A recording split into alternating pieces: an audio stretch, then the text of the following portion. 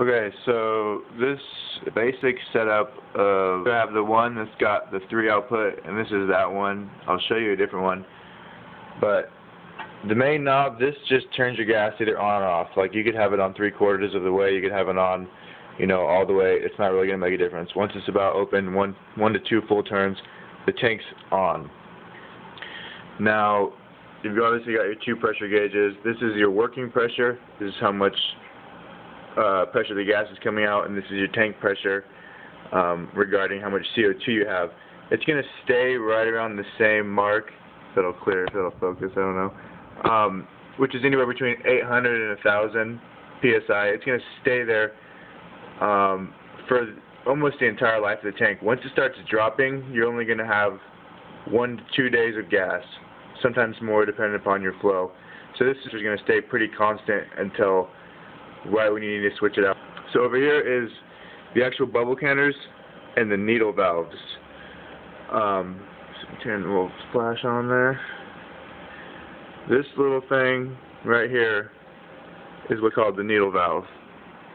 This is what I'll spin and adjust to increase the bubble rate. I won't actually spin it because it's set to what I want it to be. And so all of these individual ones have different needle valves. This one I would spin, it correlates to this one. This one I would spin here, correlates to this one. And there's another one on the back. I realize your system is only going to have the one, but basically the same premise. They all have their tubes going to their respective tanks. Here's your solenoid. They can look different. Every system's going to have different ones. You can buy whatever solenoid you want.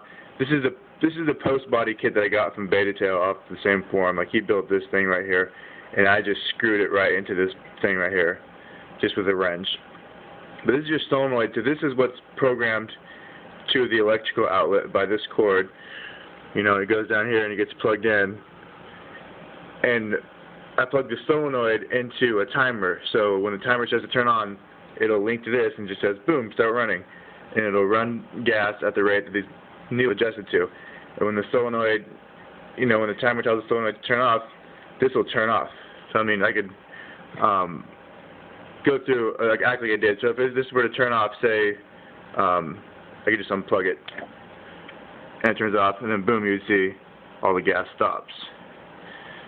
And you put this back on, and this would obviously stay back on, and actually, and it runs off the timer back there. That's really what turns it on and off. But that's just a little demo.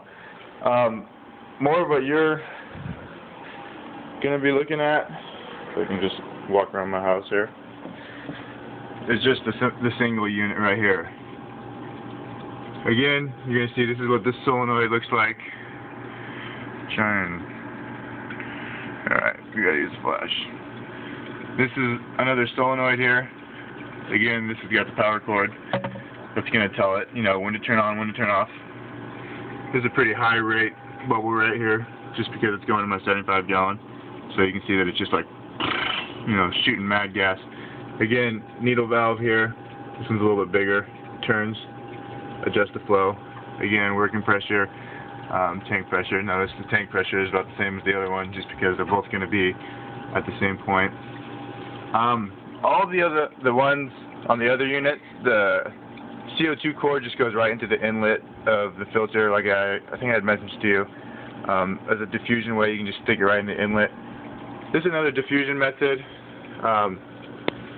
Not as complicated as it might immediately appear, but it's called a Rex Grig. Well, dropped my phone there.